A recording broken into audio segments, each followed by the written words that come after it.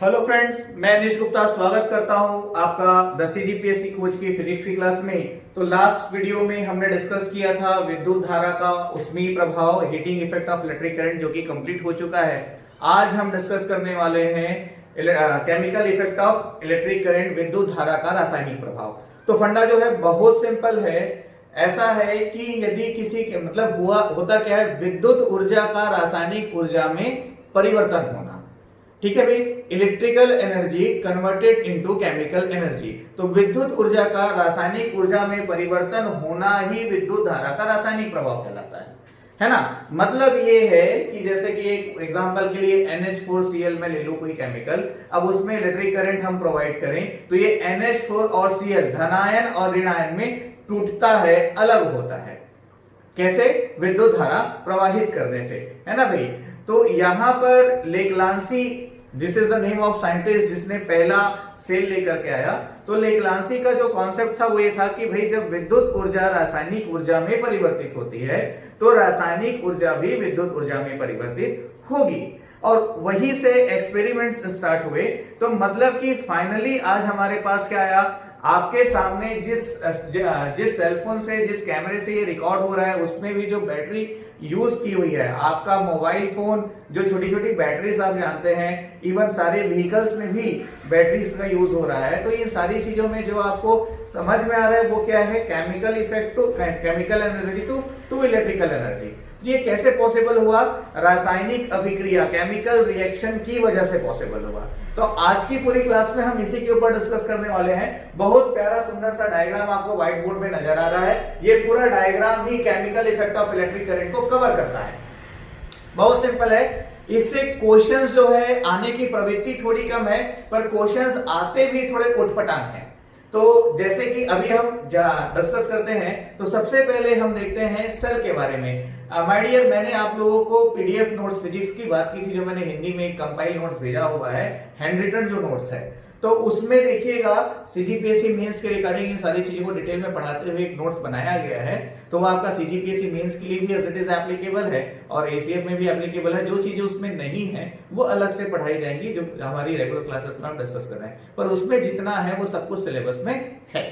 ठीक है, तो उसमें देखिएगा विद्युत धारा का रासायनिक प्रभाव को लेकर के सारा इंफॉर्मेशन मैंने शेयर किया हुआ है। तो इसमें हम सबसे पहले डिस्कस करते हैं सेल के ऊपर। अब सेल के बारे में हम बहुत अच्छे से जानते हैं। सेल एक ऐसा एपरेटस है, एक ऐसी युक्ति है जो रासायनिक ऊर्जा को विद्युत ऊर्जा में परिवर्तित करती है। What is cell? Cell is a device which converted chemical energy to electrical energy. ठीक है भाई, इसमें क्या होता है, दो इलेक्ट्रोड होते हैं, एक धनावेश होता है और एक ऋणावेश होता है। दूसरे शब्दों में मैं कहूं तो दो इलेक्ट्रोड होते हैं, एक एनोड होता है और एक कैथोड होता है। एक एनोड होता है और एक कैथोड होता है। तो अब एनोड और कैथोड को हम कैसे डिफाइन करें? तो एनोड और कैथोड के बारे में बहुत ही सरल शब्दों में जानिएगा, यह एक धात्विक छड़ है। ठीक है भाई, मेटल रॉड है। एनोड और कैथोड दोनों क्या है? मेटल रॉड है। तो what is the basic thing about anode is that इसमें धात्विक छड़ के माध्यम से विद्युत धारा विलयन से बाहर निकलती है। एनोड में क्या होता है, इलेक्ट्रिक करंट सॉल्यूशन से बाहर आता है, जबकि कैथोड में क्या होता है, इलेक्ट्रिक करंट सॉल्यूशन के अंदर जाता है। तो एनोड से इलेक्ट्रिक करंट बाहर आता है सॉल्यूशन से, और कैथोड से इलेक्ट्रिक करंट सॉल्यूशन में जाता है। अरे बात समझ में? तो पहले तो ये ध्यान रखिएगा, तो सेल में दो इलेक्ट्रोड होते हैं जिसको हम एनोड और कैथोड के नाम से जानते हैं। ठीक है भाई, अब इन्हीं कई सारे सेल्स को जब आप अरेंज कर दो सीरीज कॉम्बिनेशन में, ध्यान रखिएगा कौन से कॉम्बिनेशन में बोल रहा हूं मैं, श्रेणी क्रम में, सीरीज कॉम्बिनेशन में, 1 by 1। देखिएगा पहले जो बैटरीज वगैरह, जो टॉर्च हम यूज करते थे उसमें बैटरी लगाते थे, एक बैटरी लगाए उसके ठीक पीछे दूसरी बैटरी लगाए, ये सीरीज कॉम्बिनेशन हुआ। ठीक है भाई, तो सीरीज कॉम्बिनेशन में बैटरीज को जब हम सेल को हम कनेक्ट कर दें तो ये जो बनता है उसको हम बैटरी कहते हैं। तो कहने का मतलब ये है कि सेल सिंगल है और बहुत सारे सेल को आपने सीरीज कॉम्बिनेशन में अरेंज कर दिया तो वो क्या हो गया, बैटरी बन गई। ठीक है भाई, अब सेल के टाइप्स की हम बात करें तो there is 2 type of cell. One is primary, another is secondary. प्राथमिक सेल और द्वितीयक सेल। अब यहां पे थोड़ा सा डिटेल डेटा हमारे पास होना चाहिए। प्राइमरी सेल की जब बात होती है तो इसको यूज करने के बाद दोबारा चार्ज नहीं किया जा सकता। मतलब कि वन टाइम यूज होता है, जो नॉर्मली आप अपने घर में वॉल वॉच वगैरह है, दीवार घड़ी वगैरह जो है उसमें जो यूज करते हैं वो आपका प्राइमरी सेल है। अभी जस्ट लाइक मेरे कॉलर में आप देखिएगा माइक लगा हुआ है, तो इससे कनेक्टेड जो बैटरी है ये सेकेंडरी सेल है, इसको मैं हर बार चार्ज करके यूज करता हूं। ठीक है, तो प्राइमरी का बेसिक प्रॉपर्टी क्या है, इसको एक बार यूज करने के बाद दोबारा यूज नहीं किया जा सकता, मतलब कि चार्जेबल नहीं होता तो फिर आपका इरिवर्सिबल रिएक्शन होता है, अनुत्क्रमणीय अभिक्रिया होती है। ध्यान दीजिएगा, कैसी अभिक्रिया होती है? अनुत्क्रमणीय अभिक्रिया होती है, मतलब कि केमिकल एनर्जी इलेक्ट्रिकल एनर्जी में तो कन्वर्ट हो जाता है, लेकिन दोबारा चार्जिंग में लगाने पर इलेक्ट्रिकल एनर्जी फिर से केमिकल एनर्जी में कन्वर्ट नहीं होता। ठीक है, तो होता क्या है, जो बैटरी अरेंजमेंट होता है उसमें पॉजिटिव और नेगेटिव चार्जेस को सेपरेट किया जाता है और दोनों अलग अलग टर्मिनल से कंडक्टर वायर के माध्यम से पॉजिटिव और नेगेटिव चार्जेस को फ्लो कराया जाता है। ठीक है भाई, और यही जो है ओवरऑल इलेक्ट्रिक करंट को प्रोड्यूस करता हुआ सर्किट, इलेक्ट्रिक करंट सप्लाई करता हुआ सर्किट बनाता है। ठीक है, तो जब हम इसको, जो प्राइमरी सेल है उसको जब हम यूज करते हैं तो पॉजिटिव और नेगेटिव आयंस जो है एनोड कैथोड मिल करके कॉम्बिनेट कर लेते हैं और ये सेटिस्फाइड हो जाते हैं। जब ये संतुष्ट स्थिति में आ जाते हैं तो फिर उसके बाद अलग अलग न मिलने के कारण ये जो है इनका जो क्या बोलना चाहिए ईएमएफ है वो जीरो हो जाता है, मतलब कि कंप्लीट केमिकल रिएक्शन हो जाता है। ठीक है, तो पहली चीज ध्यान रखिएगा, प्राथमिक सेल के बारे में हम बात करें तो ये वन टाइम यूज है और अनुत्क्रमणीय अभिक्रिया होती है, मतलब कि इरिवर्सिबल केमिकल रिएक्शन इसमें होता है। एक बार यूज करने के बाद आप दोबारा चार्ज नहीं कर सकते हैं और ये आकार में छोटे होते हैं, सस्ते होते हैं और इससे जो इलेक्ट्रिक करंट मिलता है वो लो वैल्यू का इलेक्ट्रिक करंट मिलता है, निर्बल धारा प्राप्त होती है। उदाहरण के लिए लेक्लांसी सेल है, सरल वोल्टी सेल है, शुष्क सेल है, डेनियल सेल है, ये सब जो है लेक्लांसी, सरल डेनियल, शुष्क, सरल वोल्टी सेल, ये सब किसके उदाहरण है? प्राइमरी सेल के उदाहरण है। ऐसे ही हम सेकंड पार्ट में जाए, सेकेंडरी सेल, तो सेकेंडरी सेल में क्या होता है, इसको बार बार यूज कर सकते हैं, मतलब कि इसको दोबारा चार्ज किया जा सकता है और इसमें जो रिएक्शन होता है, केमिकल रिएक्शन होता है, वो रिवर्सिबल केमिकल रिएक्शन होता है। ठीक है भाई, ये आकार में बड़े भी हो सकते हैं, जैसे कि कार वगैरह में जो यूज होता है वो बड़ी बैटरीज यूज होती है, बाइक्स वगैरह में बड़ी बैटरीज यूज होती है, महंगे होते हैं, है ना भाई। जस्ट लाइक प्राइमरी सेल की मैं बात करूं तो प्राइमरी सेल आपका 10 रुपए में मिल जाएगा, उसी साइज का सेकेंडरी सेल आपको नियर अबाउट 100 रुपीज में मिलेगा, तो थोड़े महंगे होते हैं। महंगे होने का कारण क्या है? कारण है मेटल या प्रोडक्ट जो इसमें यूज किया जाता है। आ रही बात समझ में? तो चलिए आगे इसमें हम देखें क्या बोलना चाहिए, इससे प्रबल धारा प्राप्त होती है, मतलब कि हाई इलेक्ट्रिक करंट जो है आपको सेकेंडरी सेल से मिल सकता है। इसके उदाहरण के रूप में हम ले तो आपका वोल्टी सेल जो है, सीसा संचायक सेल है ना, ध्यान दीजिएगा यहाँ पे मैं नाम लिखना भूल गया हूं, मैं नाम लिख देता हूं, सीसा संचायक सेल, सीसा संचायक सेल। ठीक है भाई, तो ये हुए। अब इसके बाद यहाँ पे दो अलग अलग शब्द और आ जाते हैं। ठीक है, विद्युत अपघट्य, इलेक्ट्रोलाइट। तो विद्युत अपघट्य क्या है? तो ये एक्चुअली केमिकल है आपका, जो कि आपका क्या होता है, एसिडिक होता है और इनऑर्गेनिक कंपोनेंट का मटेरियल होता है। एसिडिक होगा, अम्लीय होगा और इनऑर्गेनिक सॉल्यूशन होगा, अकार्बनिक विलयन होगा। किसकी बात कर रहा हूं मैं? विद्युत अपघट्य की बात कर रहा हूं, इलेक्ट्रोलाइट की मैं बात कर रहा हूं। तो इसमें देखिएगा क्या होता है, इसमें मुक्त इलेक्ट्रॉन होते हैं और यही मुक्त इलेक्ट्रॉन जो है, यही मुक्त इलेक्ट्रॉन जो है आपका चालक के रूप में कार्य करते हैं। किसकी बात कर रहा हूं मैं? विद्युत अपघट्य की बात कर रहा हूं। ठीक है, अब इसमें एक अगला शब्द होता है विद्युत अपघटन। क्या? विद्युत अपघटन। ठीक है, तो इसमें क्या होता है, क्या बोलना चाहिए, जो प्रोडक्ट है जैसे कि H2SO4, तो ये H2SO4, H2+ और SO4-, मतलब कि विद्युत अपघटन के अंतर्गत ये जो है अपने धनायन एवं ऋणायन में अलग होते हैं। तो ये सब एक जनरल वर्ड्स हैं, कॉमन वर्ड्स हैं, जो आपको केमिकल इफेक्ट के अंदर मिलेंगे। अब हम सीधे सीधे सेल के ऊपर डिस्कस करना स्टार्ट करते हैं। तो भैया डायग्राम में सारी चीजें बिल्कुल क्रिस्टल क्लियर है और यही प्रोडक्ट्स को ही हमको ध्यान में रखना है, डायग्राम की प्रैक्टिस में ही हमको ध्यान में रखना है। कंपैरेटिव टेबल भी मैंने लास्ट में ड्रॉ किया हुआ है, जिसको भी मैं एक्सप्लेन करता हूं। तो आइए लेक्लांसी से स्टार्ट करते हैं। ठीक है, तो ये 18th सेंचुरी के आसपास जो है लेक्लांसी ने एक पहला सेल बनाया था, जिसको प्राइमरी सेल की कैटेगरी में रखा गया। इसमें जो है इलेक्ट्रोलाइट के रूप में NH4Cl अमोनियम क्लोराइड का विलयन यूज किया गया, इसका NH4Cl का सॉल्यूशन लिया गया। ये क्या है, विद्युत अपघट्य है। ठीक है, इसमें एक जो रॉड है वो आपका क्या बोलना चाहिए, जस्ते का रॉड यूज किया गया। ठीक है, इसमें जो है एक जो है जस्ते का रॉड यूज किया गया है, तो ये जो है जस्ते का रॉड है Zn, है ना भाई। और ये जो जस्ते का रॉड है ये कैथोड के रूप में कार्य करता है। यहाँ पे देखिएगा मैंने माइनस डिनोट किया हुआ है, मतलब कि ये कैथोड के रूप में कार्य करता है। और यहाँ पर कार्बन रॉड होती है और उस कार्बन रॉड के बाहर MnO2 प्लस कार्बन का जो चूर्ण है, पाउडर है, वो भरा होता है इस एरिया में। अरे बस समझ में। और ये जो है एनोड की तरह कार्य करता है। तो एनोड किसका बना, अब याद क्या क्या रखना है, तो लेकलांसी सेल में एनोड के रूप में कार्बन रॉड काम करता है जो MnO2 प्लस कार्बन चूर्ण से भरा हुआ होता है।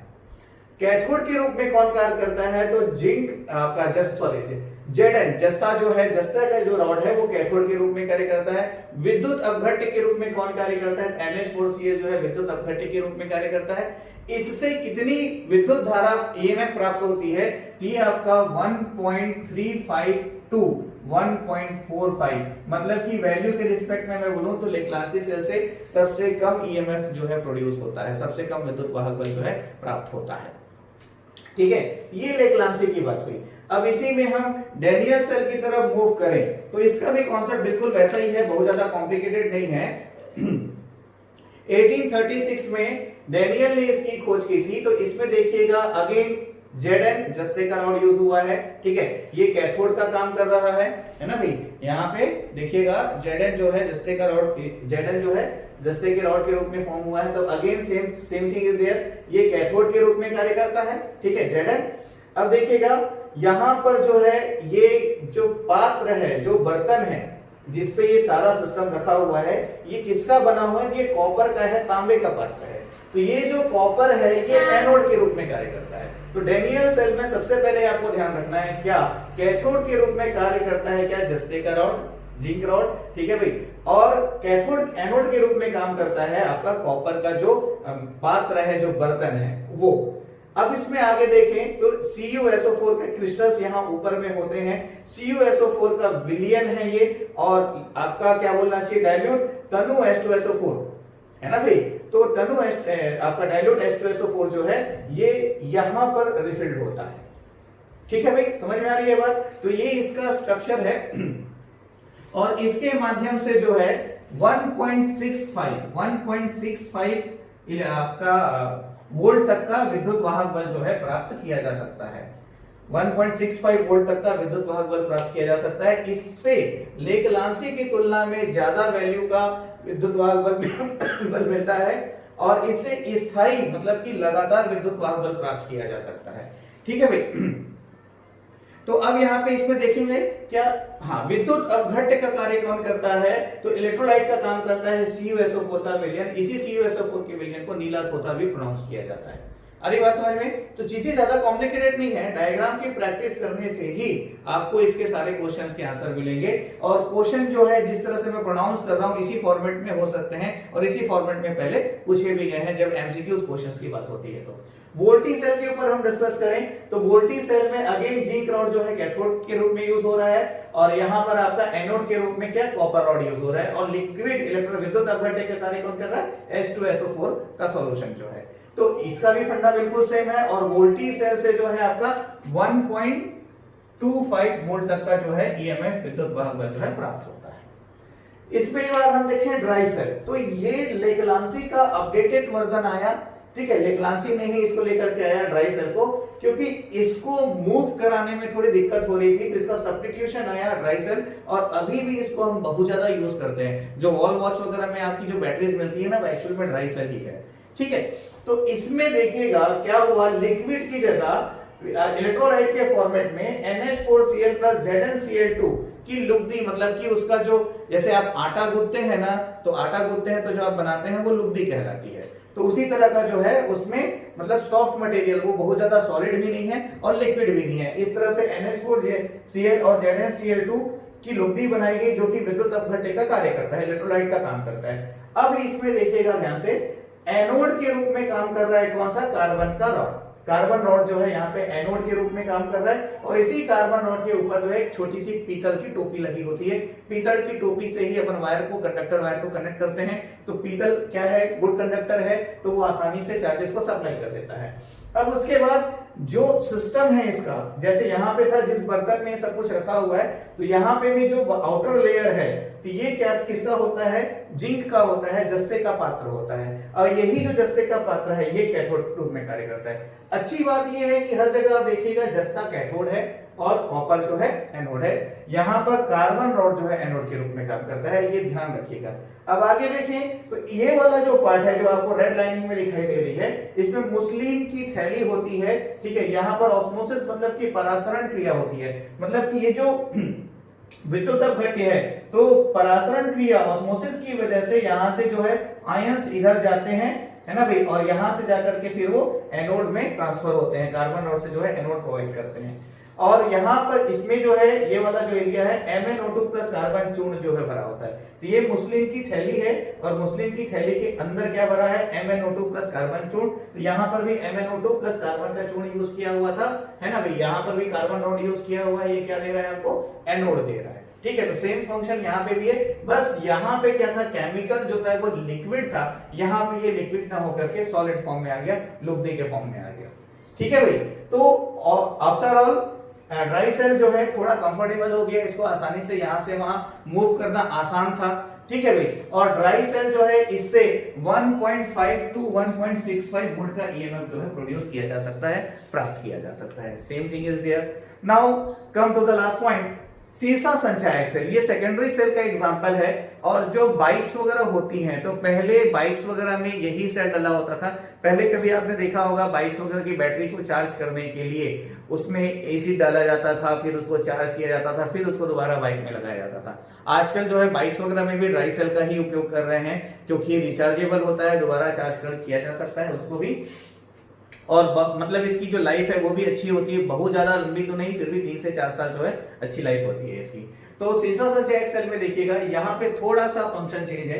इसमें क्या है, ये जो रेड आपको दिख रहा है, ये जो रेड लाइन आपको दिख रही है, ये जो है आपका क्या है, कैथोड है। ध्यान दीजिएगा, ये जो रेड लाइन आपको दिख रही है ये क्या है, कैथोड है, ठीक है। तो ये जो रेड लाइन आपको नजर आ रहा है ये क्या है, कैथोड है। और इसमें होता क्या है, इसमें एक अच्छी बात ये है कि इसमें एनोड और कैथोड के जो प्लेट्स दिखाई दे रहे हैं, जो ब्लू लाइन आपको दिख रही है ये क्या है, एनोड है। तो इसमें एनोड और कैथोड दोनों में किस मटेरियल का प्रयोग हुआ है, तो लेड का प्रयोग हुआ है। और इसमें क्या है, लेड ऑक्साइड PbO2 जो है, ये जालीदार जो प्लेट्स है उसमें भरे होते हैं। लेड ऑक्साइड जो है उसमें बीच में भरा होता है। यहाँ पे 20% सॉल्यूशन के 20% सांद्रता के साथ आपका तनु H2SO4 का लिक्विड होता है, जिसमें ये पूरा सिस्टम डूबा हुआ रहता है। और ये जो पूरा सिस्टम है कांच या रबर के बर्तन में रखा जाता है, ठीक है।